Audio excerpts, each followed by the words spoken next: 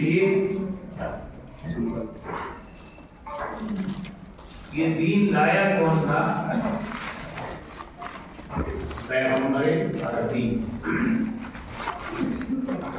کبھی کبھی ایک چیز دیکھ کر کے بہت ہی زیادہ افسوس ہوتا ہے، بہت ہی زیادہ افسوس۔ وہ کیا کہ ہمارا جو نبی اکرم، نبی اعظم، رسول اعظم، جو کائنات کا سب سے عظیم انسان، ہمارا آخری نبی،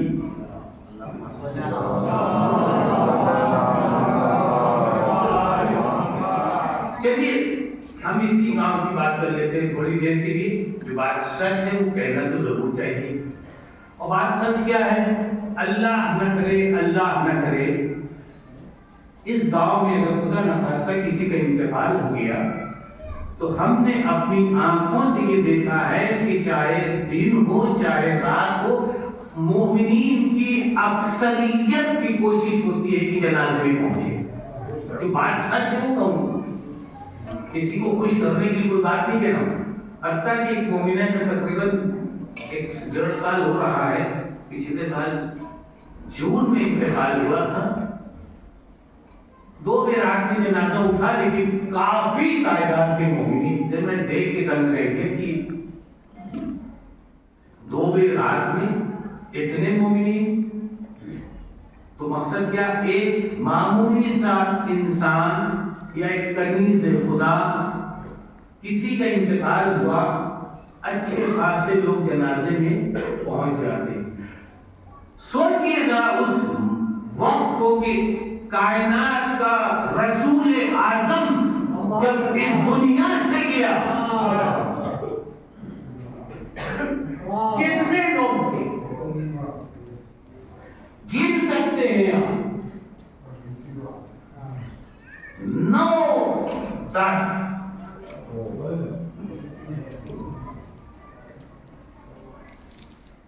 عظیم پیغمبر، رسول اعظم، رسول اکرم، احمد مصطفیٰ، محمد مصطفیٰ،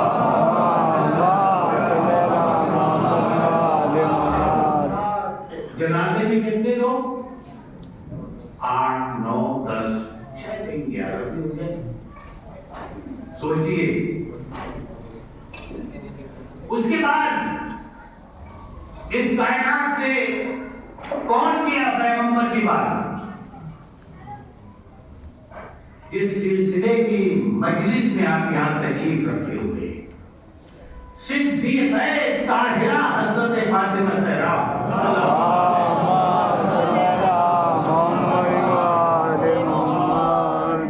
کتنے لوگ جنازے میں تھے؟ کائنات کی عظیم خاتون، خواتین کی سردار، جنت کے سرداروں کی ماں،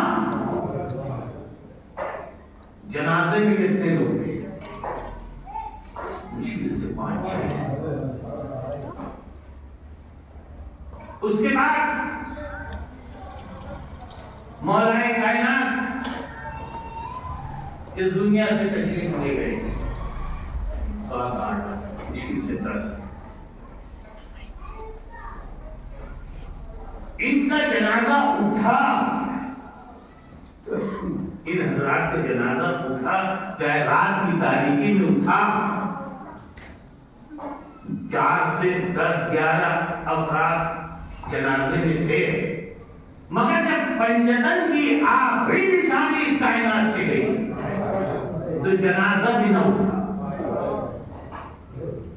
صرف یہ آپ کو بتانا چاہتے ہیں کہ کتنے مظلوم تھے۔ خود سوچئے، اللہ نہ کرے کوئی بھی مومن ہمیں دنیا سے چلے جائے، ارے کچھ نہیں کرتے 100 200 تو لوگ ہوں گے۔ اتنی عظیم ہستیاں اس کائنات سے گئیں، گنے چنے افراد۔ پیغمبر اسلام اس دنیا میں آئے، تبلیغ کی، اس دنیا سے تشریف لے گئے۔ اس کے بعد کائنات کی عظیم خاتون ظالموں نے جلتا ہوا دروازہ گرایا، علی کے گلے میں رسی کا پھندا، علی کے سر پہ ضربت لگی، حسن مجتبیٰ کے جنازے پہ تیروں کی بارش کی، مگر سب نے انکار کیا کہ ہم نے نہیں کیا تھا، یہ کسی اور نے کیا تھا۔ سب پیچھے ہٹ رہے تھے، وہ کہہ رہا تھا کہ اس نے کیا، وہ کہہ رہا تھا کہ اس نے ایسا کیا، ہم راضی نہیں تھے، اس دروازہ اس نے گرایا، پیغمبر کو زہر کس نے دیا، سب نے انکار کر دیا۔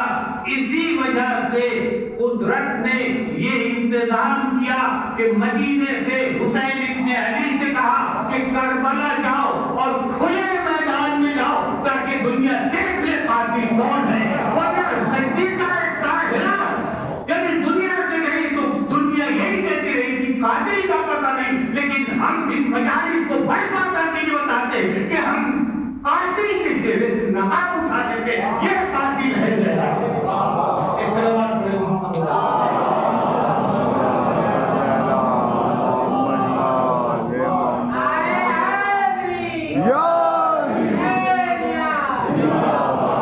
دنیا کو اسی لیے نظام تھا کہ میدان میں آئے کو پتہ چلے گی، ابھی تک تو تم چھپاتے چلے گئے، اب چھپانے کی کوئی منزل نہیں ہے، دنیا خود دیکھ لے گی کھلے میدان میں کون کس کے گھر پہ آیا تھا۔ اسی وجہ سے حسین ابن علی نے سب سے پہلا کام جو کیا تھا، کربلا کے میدان میں پہنچنے کے بعد کربلا کی زمین کو خریدا، 40,000 درہم میں، تاکہ دنیا کو بتا دے کہ ہم اپنے گھر میں تھے، یہ آئے تھے ہمارے یہاں، ورنہ دنیا کہتی تھی اب وہاں کہتے ہیں یزید کی ملکیت تھی، یزید کی زمین، ظاہر اس نے مار دیا، دنیا یہی کہتی، لیکن حسین ابن علی نے سب سے پہلے زمین خرید کے بتایا کہ وہ آئے تھے، ہم نہیں آئے، ہم اپنے گھر میں تھے۔ ایک سلوات پڑھیں محمد والے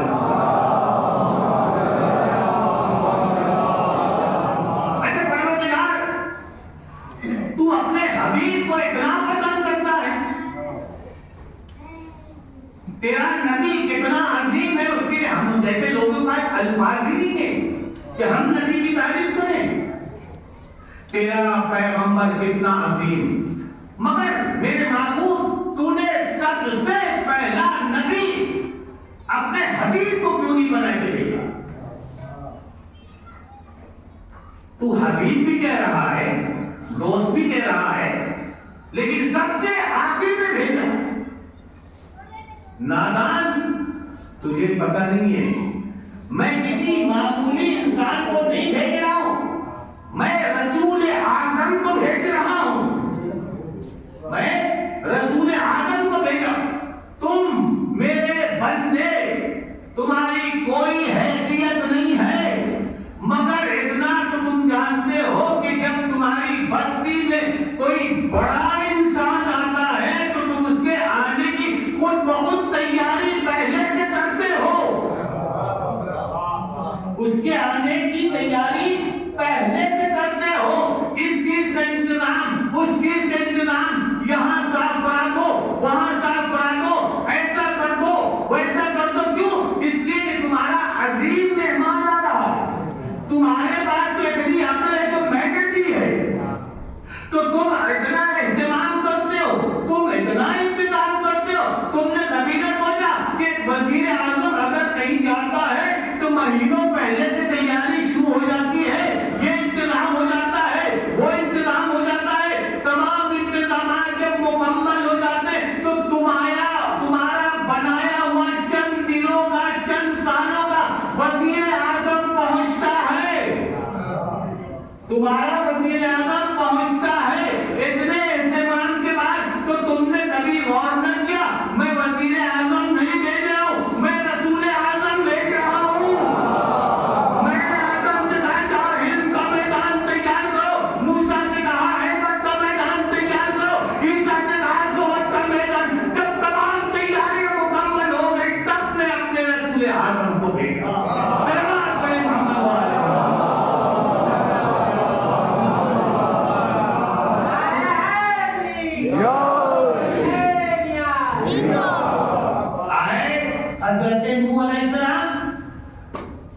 دیکھا کہ زمین پہ خون کا نشان ہے، تو بات بنے گی نہیں، پہلے زمین دھل دی جائے۔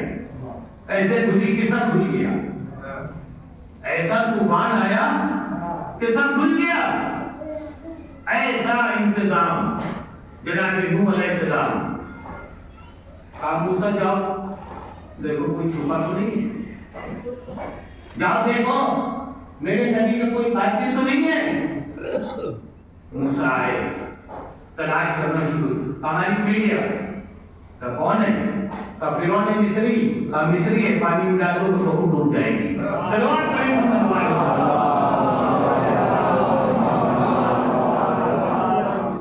اتنا اہتمام کیا اپنے رسول، اس کے بعد سب سے آخر میں آئے، اور پیغمبر جب اس دنیا میں آئے تو کس دین کی تبلیغ کے لیے آئے تھے؟ اللہ کے نزدیک اگر کوئی دین ہے تو دین اسلام ہے۔ دنیا میں بہت سے مذاہب پائے جاتے ہیں، ادیان پائے جاتے ہیں، بھیڑ بھاڑ ہے، مگر اسلام سے بہتر کوئی دین نہیں ہے۔ اسلام ایک ایک چیز کو بتاتا ہے، ایک ایک چیز کو یاد دلاتا ہے۔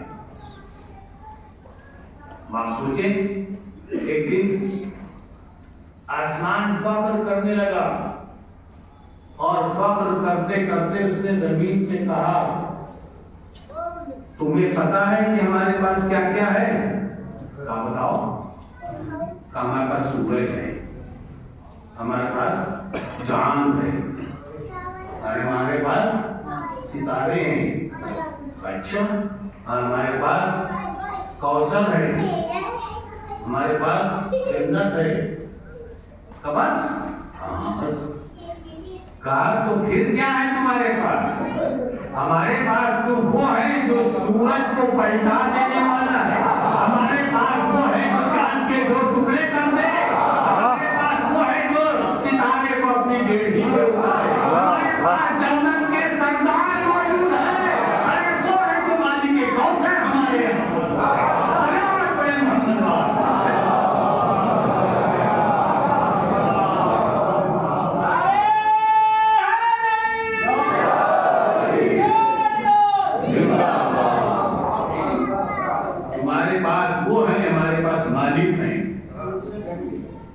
مالک زیادہ اہم ہوتا ہے اس چیز سے، لہذا جنت کے سردار ہمارے پر زمین پر موجود ہیں۔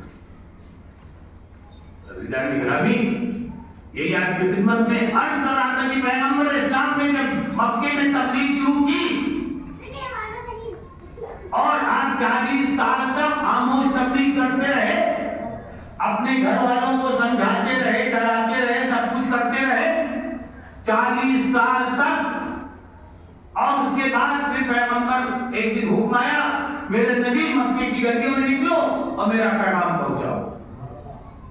غار میں تشریف فرمائے، باہر آئے، ایک ہی آواز، قولوا لا الہ الا اللہ تفلحوا، لا الہ الا اللہ کہو فلاح پاؤ گے، نجات پاؤ گے۔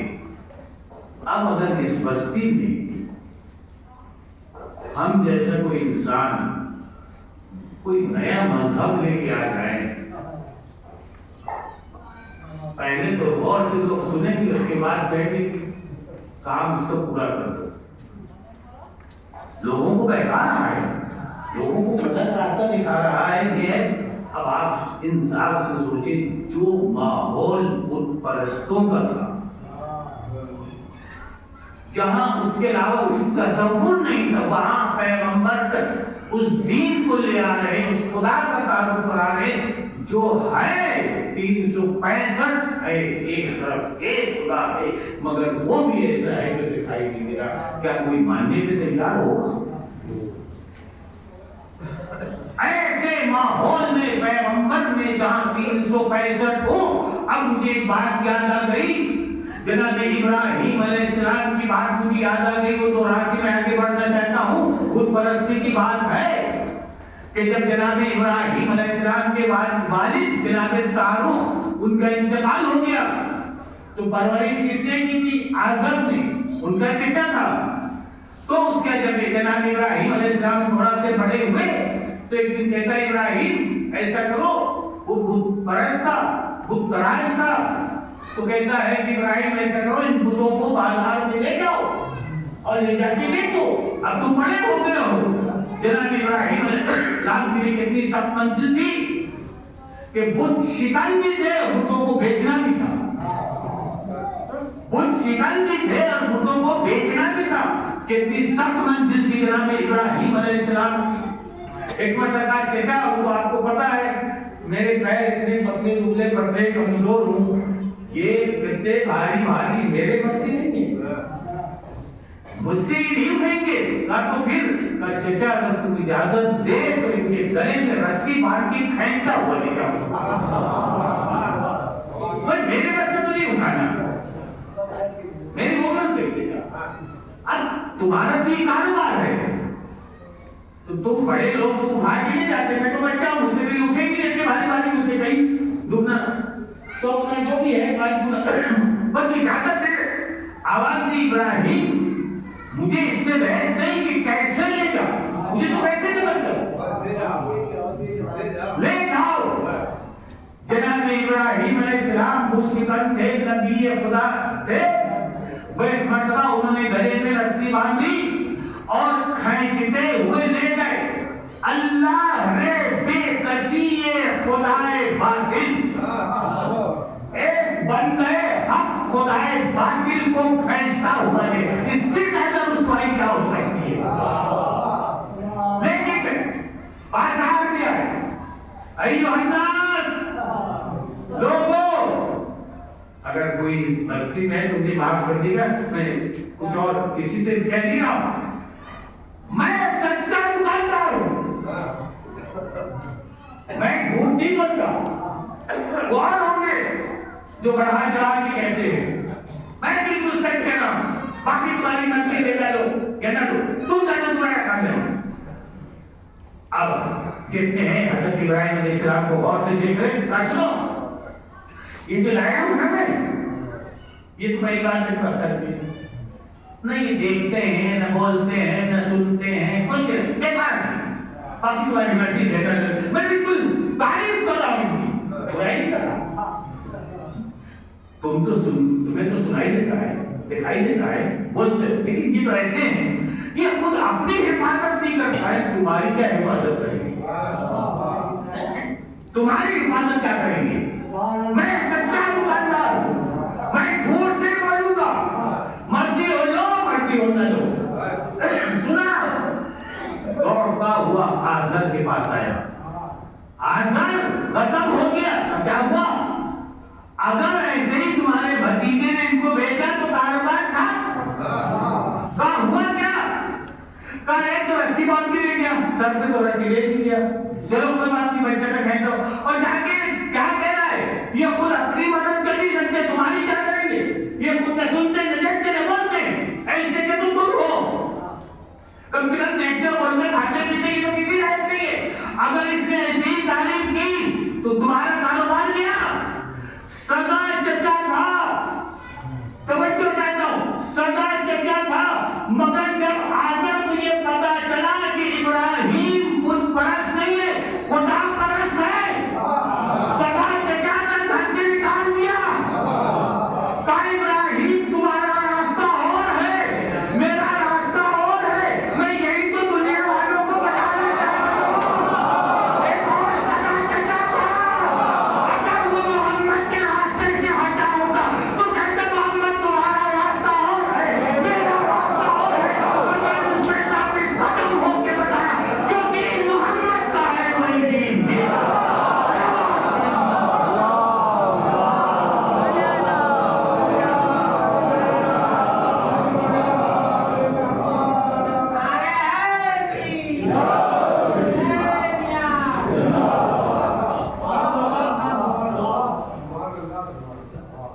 جو دین محمد کا ہے وہی دین میرا ہے، ورنہ سگا چچا تو وہ بھی تھا تو یہ بھی تو سگے چچا، نہیں یہی دین ہے۔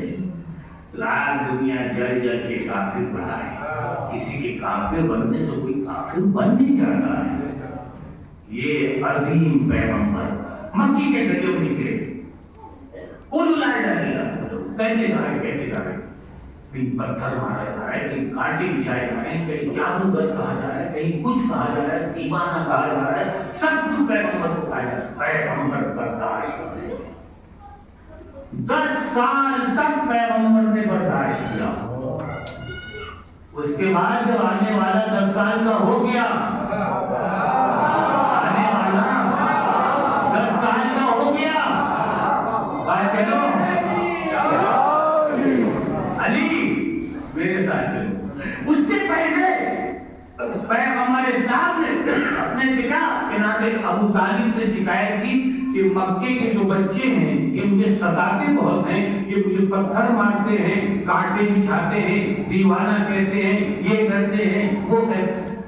کہا چچا ذرا ان کے گھر پہ جا کے سمجھا۔ حضرت ابو طالب گئے، جا کے بچوں کے ماں باپ کو سمجھایا کہ دیکھو میرا بھتیجا ہے، اس کو ستائے نہیں۔ ایک ہی جملہ تھا مکے والوں میں، ابو طالب بچوں کا معاملہ ہے، بچے جانے، تمہیں کیا بولنے کی چھوڑو، جانے دو، بس ڈوبتے کو ڈوبنے کا سہارا۔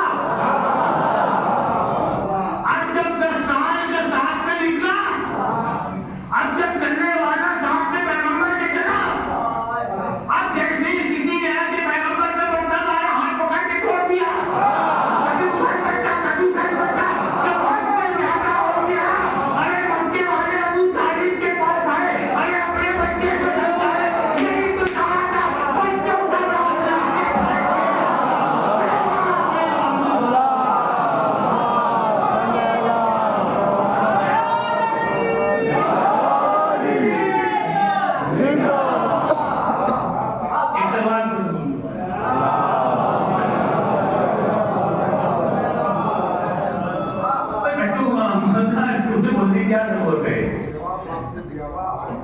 بچوں کو معاملہ چھوڑو جانے، ارے ہاتھ توڑ دیا، یہ کر دیا، وہ کر کے پیغمبر 10 سال تک پیغمبر نے انتظار کیا، محافظ پیغمبر، محافظ دین کا۔ یہ آپ سوچتے مرائے کائنات کی عظمت کیا ہے، میں آہستہ آہستہ اپنی منزل ہی پہ آ رہا ہوں۔ تو یہ بتانا چاہتا ہے کہ پیغمبر کا مرتبہ کیا ہے، مولا کائنات کی عظمت کیا ہے۔ ورنہ نے بارہا سنا ہے کہ مولا کائنات جب جنگ غالبہ نگر میں بول نہیں رہا تھا، جنگ صفین سے واپس آ رہے تھے اور راستے میں جگہ پڑاؤ ڈالا، جنگل ٹائپ میں کلمے کا کھجور کا باغ تھا، اتنے میں ایک سپاہی کچھ تلاش کرنے کے لیے نکلا، اور جب وہاں گیا اس نے کیا دیکھا، ایک خاتون بیٹھی ہوئی اور اس کے سامنے جنازہ رکھا ہوا ہے۔ غور سے دیکھا اور دیکھنے کے بعد آ کے مولا کائنات سے کہا کہ مولا میں ایسا منظر دیکھ کے آیا ہوں، اور کون ہے یہ سب تو ہمیں نہیں معلوم، لیکن اس نے سوال کیا کہ آپ کون ہیں اور یہاں جنگل میں کیا کر رہی ہیں؟ کاش میں بات یہ ہے کہ میرا بیٹا، ایک ہی بیٹا ہے، اکلوتا بیٹا، اس کا انتقال ہو گیا، میرے پاس کچھ نہیں ہے سوائے اس بیٹے کے، یہی کمانے والا تھا، یہی سب کچھ، اور اس کا انتقال ہو گیا، تو کہا جنگل میں کیا تھا؟ کہا دیکھو میرے پاس جو تھوڑا بہت سامان تھا، اس گدھے پہ میں نے خچر پلا دیا ہے، اور اس سے کہا جو تمہارا پیسہ ہوگا مجھے کوفے لے چلو۔ کہا کوفہ؟ کہا ہاں کوفہ۔ کہا وہاں کیا ہے؟ کہا میرا مولا ہے وہاں، علی۔ تو علی ہے تو کیا ہوا؟ کہ میں اپنے مولا کے پاس جاؤں گی اور مولا سے کہوں گی مولا اس کو زندہ کیجیے۔ تو کیا کہ مولا زندہ کر دیتا ہوں، مجھے یقین ہے اپنے مولا پہ، اتنا اعتبار تو ہونا چاہیے، کہا زندہ کر دیں گے۔ اسی لیے 2-3 باتیں مجھے یاد ہے، میں کہہ دیتا ہوں کہ روایات میں ہے کہ 2-3 چیزوں میں ذرا جلدی کرنا چاہیے، تاخیر نہیں کرنی چاہیے۔ سب سے پہلے اگر آپ کے گھر میں کوئی مہمان آیا ہو اس کو جلدی سے کھلا دیجیے، اس کو بٹھائے کے بعد کہ فلاں آ جائے، فلاں آ جائے، فلاں آ جائے، یہ تاکید کی گئی ہے کہ جلدی سے نکالیں۔ ایک سلوات پڑھنے محمد والے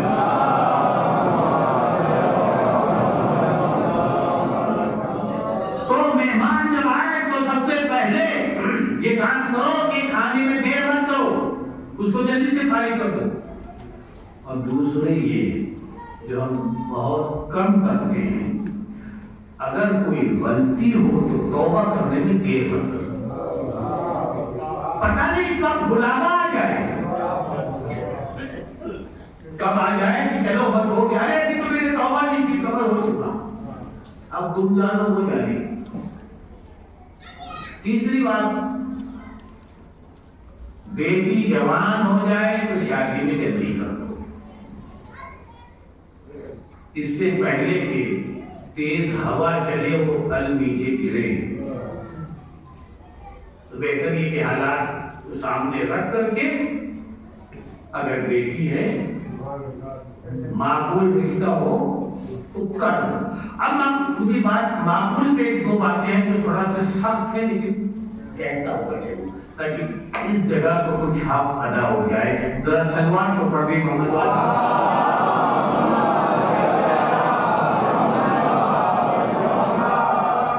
बहुत से मकामात पर एक बात देखने में आई है, किसी मैं बस्ती को मखसूस नहीं कर रहा हूं, जो बात याद आ गई है तो ये कहता हुआ चलो। हमारे यहां जब रिश्ते तय होते हैं, माफ कीजिएगा मुझे, मैं किसी बस्ती को, एक बस्ती की बात नहीं कर रहा, लेकिन मुमकिन है अगर ऐसी कोई कमी हो तो उसको सही करने को जाएगी ना, ये तो क्या पढ़ दिया नहीं, अपने को सही कीजिए।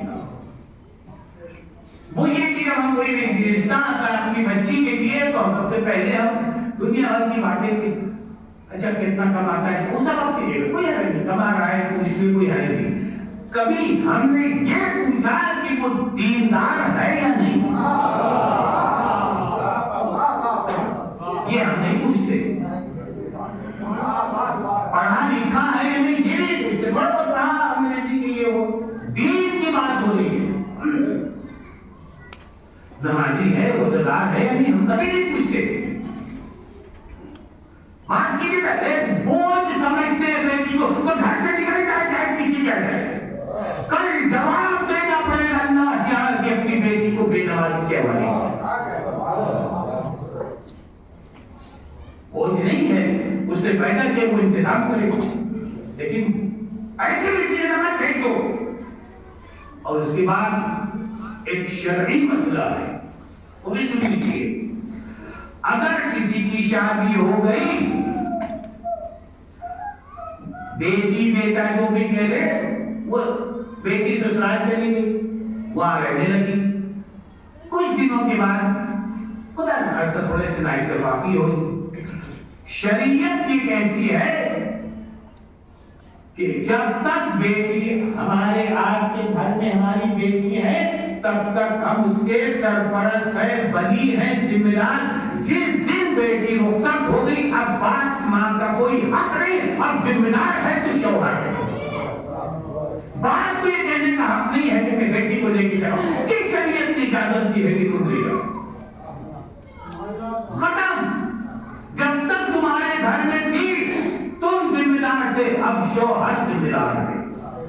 जरा से ना इत्तेफाकी हुई, माँ या बाप गए और जाके बेटी को ले आए, घर में रख लिया, 6 महीना 2 महीना साल पर 2 साल 5 साल, लेकिन ये मसला भूल जाता है आदमी कि बगैर शौहर की इजाजत के जब घर से लड़की निकलती है, बीवी निकलती है, तो जब तक घर पलट के ससुराल जाती नहीं है, मलाइका लानत भेजते रहते हैं।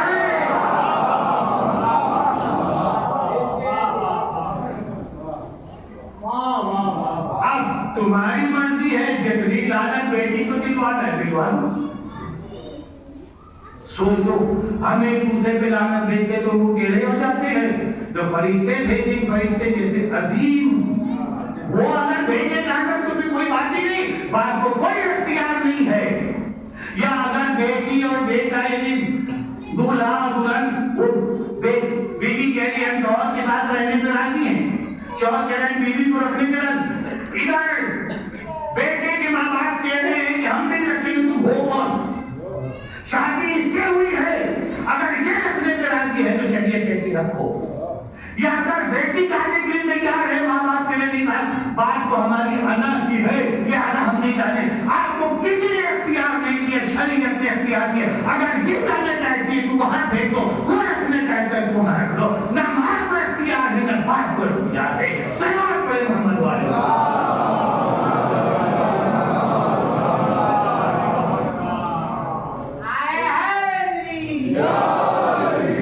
مسئلہ آ گیا تو میں نے آپ کے سامنے پیش کر دیا کہ ماں باپ کو شادی کے بعد نہ ان کے ماں باپ کو نہ ان کے ماں باپ کو کوئی کسی کو اختیار نہیں ہے کہ مثلا لڑکی کو کہنی بیٹی تمہیں ہم جانے کہ آپ ہیں کون، ختم. آپ کو جو اثر حقوق کا ختم. اب شوہر ذمہ دار ہے. جتنے دن آپ اپنی بیٹی کو لا کے اپنے گھر میں رکھیں شوہر راضی نہیں ہے تو اتنے دن فرشتے اس بیٹی کی اس بچی پہ لعنت بھیجتے ہیں. کون ہے ذمہ دار؟ شوہر کی اجازت اتنی عظیم ہے کہ جیسے میں بزرگوں نے بارہا سنا ہوگا لیکن بات یاد آ گئی تو کہتے ہوئے ایک شوہر سفر پہ گیا اور اپنی بیوی سے کہا گھر میں رہے، خبردار میری اجازت نہیں ہے، نکلنا نہیں. ٹھیک. کچھ دنوں کے بعد باپ کا انتقال ہو گیا، بیوی کے باپ کا انتقال ہو گیا. اب کیا کریں؟ شوہر کی اجازت نہیں ہے، گھر سے قدم رکھے تو کیسے کریں؟ عورت کی بات کر رہا ہوں. بس پیغمبر کے پاس کہنا ہے کہ اپنے باپ کا بہت زیادہ بیمار ہے، آخری وقت دیکھنا چاہتا ہوں کہ شوہر کی اجازت نہیں کرنی گھر میں. باپ کا انتقال ہو گیا، پیغمبر پر کہے باپ کا آخری دن کہ شوہر کی اجازت کا نہیں، گھر میں بیٹھو، گھر میں بیٹھو، اجازت نہیں ہے. ہم نے پڑھ دیا، آپ نے سن لیا. بڑی سخت منزل ہے. اطاعت اسی کو کہتے ہیں. پیغمبر نے کہا کہ ٹھیک ہے تمہاری مرضی جانا چاہو، لیکن اگر جنازے پہ چلی گئی تو تم جانا، تمہارا خدا اور شوہر جانے. لیکن اگر جنازے پہ نہ گئی اور گھر میں رک گئی تو خدا تمہارے تمام گناہوں کو بخش دے گا. اب تمہیں منظور کیا ہے؟ کہا نہیں میں باپ کے جنازے پہ نہیں جاؤں تو میں چاہتی ہوں کہ میرا خدا میرے گناہوں کو. ایک صلوات پڑھیں محمد والے.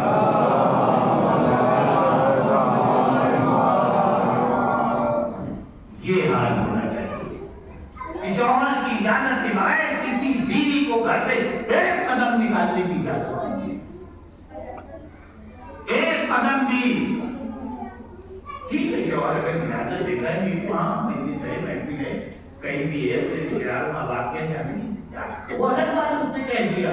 اب بار بار اجازت کی ضرورت.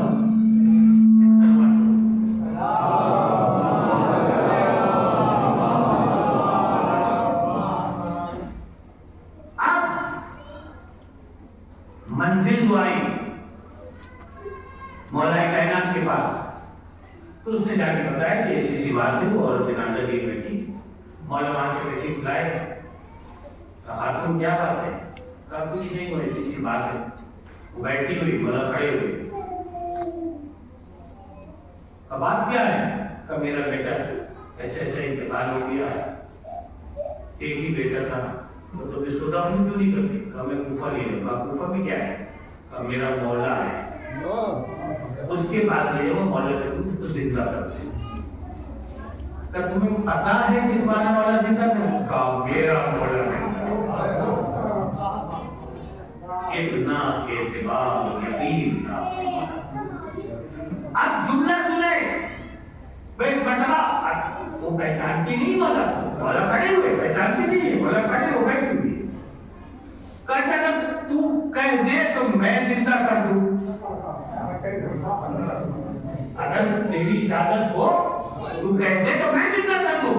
اتنا زندہ تھا کیا آپ مولا نے دے دی؟ یہ کام تو صرف میرا مولا کر سکتا ہے. کہاں جس کی بات تو جانا چاہتی میں خود ہی میرے پاس آتی ہے. تم بھیجتی میری اجازت سے اٹھ جا مردہ ہو کے کھڑا ہو جاتا ہے. صلوات پہ محمد.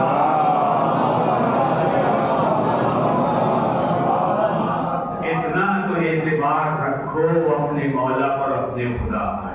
وہ خدا جو رات کو چڑیوں کو، پرندوں کو شاخ پر شاخ سے گرنے نہیں دیتا، سوتے ہیں اطمینان سے, گرنے نہیں دیتا, کیا وہ تمہیں رزق نہیں دے رہا ہے؟ جب جناب یوسف علیہ السلام قید خانے میں تھے, 7 سال گزر گئے, اس کے بعد پھر 7 سال گزر گئے. ایک مرتبہ آواز دی, پروردگار میں تجھے یاد نہیں ہوں. کہا یوسف تم نے مجھے کب یاد کیا؟ تم نے فلاں کے پاس کہلوایا تھا, مجھے یاد کب کیا؟ کہا یوسف کھڑے ہو جاؤ. جناب یوسف علیہ السلام کھڑے ہو گئے. کہا ذرا ایک لات زور سے پیر مارو زمین پر, مارا, نیچے دیکھو. پروردگار نے دکھایا گیا یوسف ذرا غور سے دیکھو. اب جناب یوسف علیہ السلام نے غور سے دیکھا, کہا بالکل گہرائی میں کالا پتھر, اس پہ کالی چیٹی, اس کے منہ میں دانا ہے. یوسف جب اتنے اندھیرے میں گہرائی میں میں رزق پہنچا سکتا ہوں تو کیا میں تمہاری دعا کو سن نہیں سکتا؟ شرط یہ کہ دعا کرو تو میں سنوں گا. ایک سلوات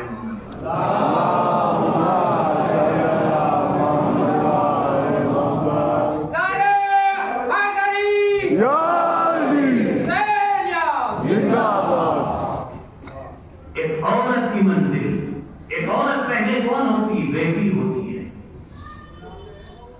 اس کے بعد بیوی بنتی ہے, آخری منزل ماں کی ہوتی ہے. ماں سے بہتر اپنے بچوں کے درد کو کون سمجھے گا؟ پیغمبر اسلام گھر میں داخل ہوئے, کیا دیکھا؟ بیٹی زمین پہ بیٹھی ہوئی ہے اور چکی چلا رہی ہے. شہزادی چکی پیس رہی ہے. اور کیا عجیب منظر دیکھا پیغمبر نے کہ شہزادی جو ہے چکی بھی چلا رہی ہے, ایک بچے کو گود میں لیے ہے, دوسرا بچہ زمین پر, کوئی بچھا بھی نہیں ہے, زمین پہ ہے. کہا بیٹی یہ زحمت برداشت کر لو تاکہ خدا وہاں تمہیں اجر عظیم دے گا. پیغمبر کائنات کا عظیم پیغمبر دیکھ رہا ہے کہ بیٹی چکی چلا رہی ہے اور ہاتھ سے خون بہ رہا ہے, تو کیا پیغمبر اگر دعا کرتے ہیں شہزادی کے بعد خود بھی تو کیا ہاتھ ٹھیک نہیں ہو جاتا؟ صرف دنیا کی خواتین کو یہ بتانے کہ ذرا ذرا سی باتوں میں لڑائی جھگڑا یہ سب مناسب نہیں ہے, کہ ذرا سی باتوں میں گھر چھوڑ کے جا کے تھوڑی سی زحمت برداشت. یہ تو طے ہے. اس کہنے والے نے صحیح کہا کہ واقعاً عورت وہی عورت ہے جو گھر بساتی ہے, اجاڑتی نہیں ہے. عورت وہی عورت ہے جو گھر بسانے آتی ہے, وہ عورت ہے جو گھر اجاڑنے آتی, وہ عورت کہلانے کے لائق نہیں ہے. بیٹیوں کی ایسی تربیت کرو کہ گھروں کو آباد کرے, بچوں کی اچھی تربیت کرے تاکہ کل خدا کی بارگاہ میں سرخ ہو سکے. ورنہ خدا پوچھے گا تمہارے بچوں کو بھی پڑھا, ارے موبائل سے فرصت جتنی بڑے کام یا یہ ہم سب گھرے جائیں گے. جب ہم بچوں کو بالکل آزاد کر دیتے ہیں, نہ مجلسوں میں آتے ہیں, نہ مسجدوں کو آباد کرتے ہیں, بالکل ہم جیسے ہم سے کوئی مطلب نہیں, تو کل جو قبر میں 3 آخر کے سوالات ہوں گے, اس میں ایک میں ہم پھنسیں گے.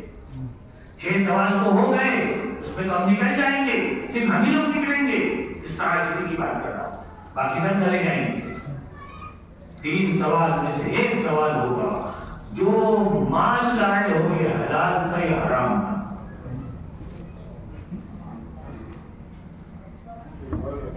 جواب دینے کے لیے ہم بھی حیران کی تیار.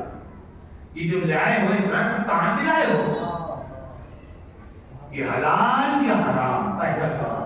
دوسری بات, یہ جوانی جو تم نے گزاری تھی وہ کاہے میں, عبادت خدا میں گزاری ہے یا عیش میں گزاری, عیاشی میں گزاری؟ اس کا جواب سب کو دینا پڑے گا. تیسرا عظیم اور سخت سوال یہ ہوگا, اولادیں جو چھوڑ کے آئے ہو, دیندار چھوڑ کے آئے یا بے دین چھوڑ کے آئے. سب کو پتا ہے کہ ایسی اولادیں چھوڑ کے جا رہے ہیں، ہم ایسی اولادیں تو کم سے کم چھوڑ کے جائیں کہ آپ کے مرنے کے بعد روزانہ ایک سورہ فاتحہ ضرور پڑھتے ہیں۔ اتنا تو ان کو سکھا دیے کہ سورہ فاتحہ پڑھ کے دوسروں سے نہ پوچھیں کہ کیسے فاتحہ پڑھی جائے گی، اتنا تو کم سے کم تعلیم دے سکتے ماں باپ۔ یہ تو بڑی سخت منزل ہے، شہزادی بڑی سخت منزل ہے۔ ایک مرتبہ جناب سلمان فارسی نے پیغمبر اسلام سے کہا، یا رسول اللہ میری خواہش ہے کہ آپ کچھ جناب فاطمہ کے فضائل بیان کریں قیامت کے دن کی۔ سلمان تم نے سوال بہت اچھا کیا، مجھے بہت خوشی ہوئی اپنی بیٹی کی فضائل کو بیان کرتے ہوئے، مجھے بہت اچھا لگتا ہے آپ یا رسول اللہ کی فضائل بیان کرنے کی۔ پیغمبر نے تمام تفصیل میں نہیں جانا چاہتا، لیکن پیغمبر نے اس کے بعد کہا کہ وہ ایک ایسی سواری اونٹ سمجھانے کی جو زمانے میں کیونکہ اونٹ سب کچھ تھا، کیا تھا پیغمبر نے اونٹ کی مثال دی، یعنی اٹھنے کی سواری مثال دی کہ ایسی سواری ہوگی، لیکن پتہ نہیں کہ اٹھنی ہی ہوگی یا کوئی اور شے ہوگی۔ یہ تو صرف سمجھانے کے لیے پیغمبر نے ایک مثال دی کہ اس پہ آئے گی، اس پہ ایسا ہوگا، ایسے سجی ہوگی، مجھ کو اندر پہ خوشبو آ رہی ہوگی، شہزادی اس پہ بیٹھی ہوگی، اور تمام باتیں پیغمبر اسلام نے بیان کی اور کہا کہ خدا عالم جناب فاطمہ کو ایک ایسا محل دے گا جس میں وہ رہیں گی کہ وہ نہ تو آسمان سے بندھا ہوگا نہ زمین پہ ٹکا ہوگا، اور اس محل کے 70,000 دروازے ہوں گے۔ ایسی خوشبو اس میں سے آ رہی ہوگی کہ انسان نے کبھی سنا، اور ہیرے کے ایک ایسا ہیرا اس میں ہوگا تو واقعی ہیرا ہی ہے۔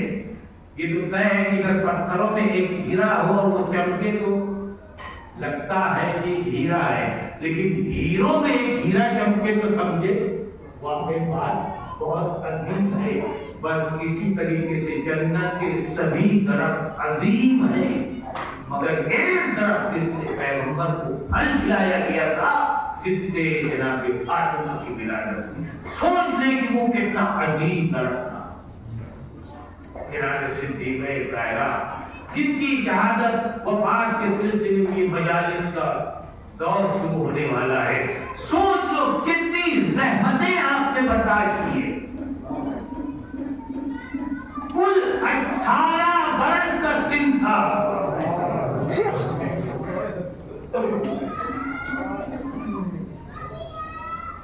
بس میں اپنی منزل پہ آ رہا ہوں۔ ایک دن جناب اسما سے کہا، اسما میں حجرے میں ہوں، اور جب تک تسبیح کی آواز سننا تب تک سمجھنا کہ ہماری فاطمہ حیات ہے، جب آواز بند ہو جائے تو سمجھنا فاطمہ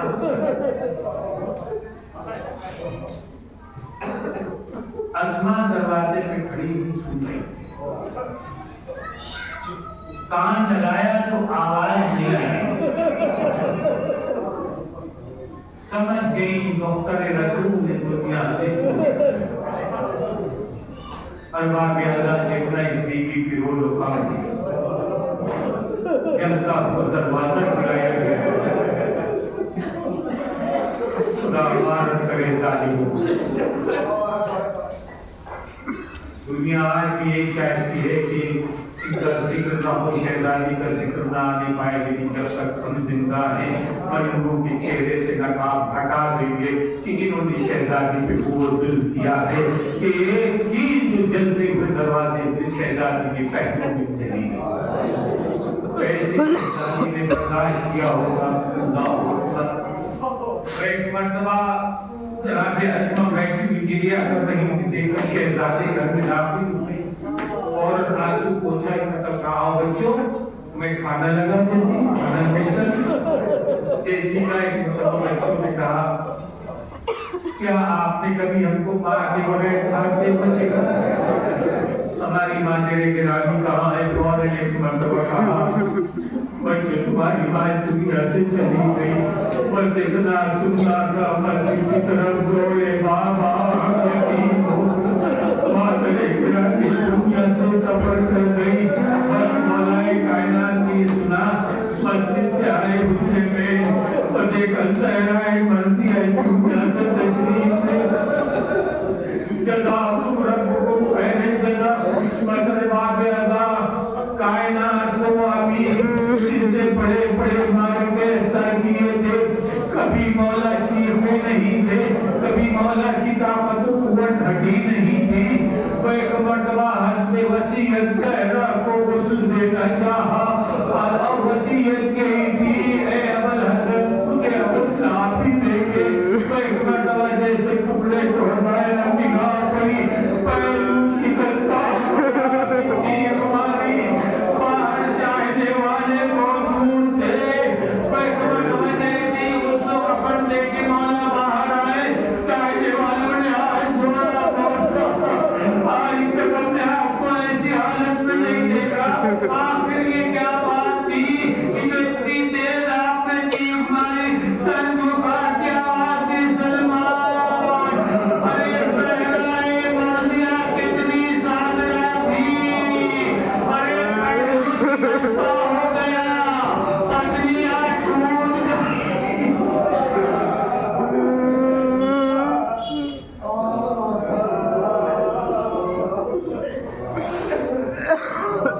مگر فاطمہ نے کبھی علی سے شکایت نہیں کی، جزاکم ربکم خیر الجزا، وہ ایک مرتبہ فاطمہ کا جب میں نے مجلس کو ختم کر دیا، فاطمہ کا جنازہ تیار ہوا، اب ایک مقام پہ جنازے کو رکھا، بچوں پہ نگاہ ڈالی، آج بچوں ماں کا آخری دیدار کر لو، جزاکم ربکم خیر الجزا، ادھر سے تاریخ کہتی ہے کہ زینب آگے بڑھی، اماں خدا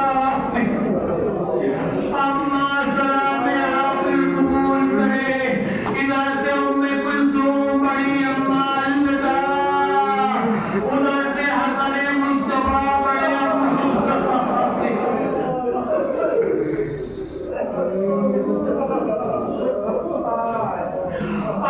خدا حافظ، برک مرتبہ علی گوشت سے دیکھ رہے تھے،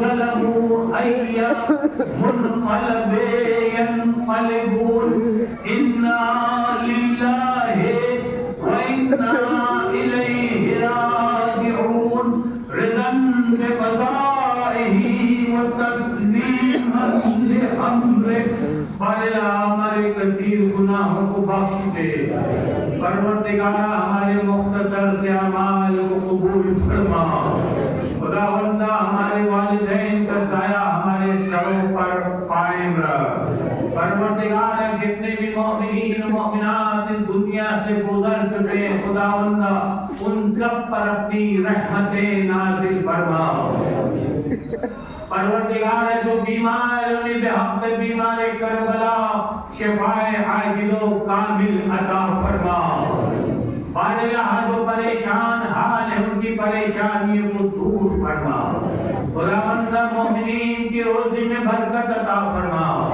پروردگار مومنین کو بلا اور مصیبتوں سے دور فرما خداوند تمام مسافروں کو سلامتی کے ساتھ ان کی منزل تک پہنچا بارگاہ جو حج و زیارات کے مشتاق انہیں حج و زیارات سے مشرف فرما بارگاہ پرچم اسلام کو سر بلند فرما خداوند پرچم کفر و شرک و نفاق کو سر نگو فرما بارگاہ وارث کعبہ امام زمان علیہ السلام کے ظہور میں تاجیل فرما خداوند ہم ان کے آوان و انصار میں شمار فرما میں آخر میں ان نوجوانوں کا بہت زیادہ شکر گزار ہوں جنہوں نے مجھے اپنی مجلس پڑھنے کا موقع دیا میں ان کو منع کرتا رہا کہ میں پڑھ نہیں پاؤں گا لیکن ان کی خواہش تھی کہ نہیں آپ اپنی آخری مجلس اس بستی میں پڑھ لیں لہٰذا میں تمام نوجوانوں جنہوں نے مجالس کو برپا کیے ان کا تہہ دل سے شکر گزار ہوں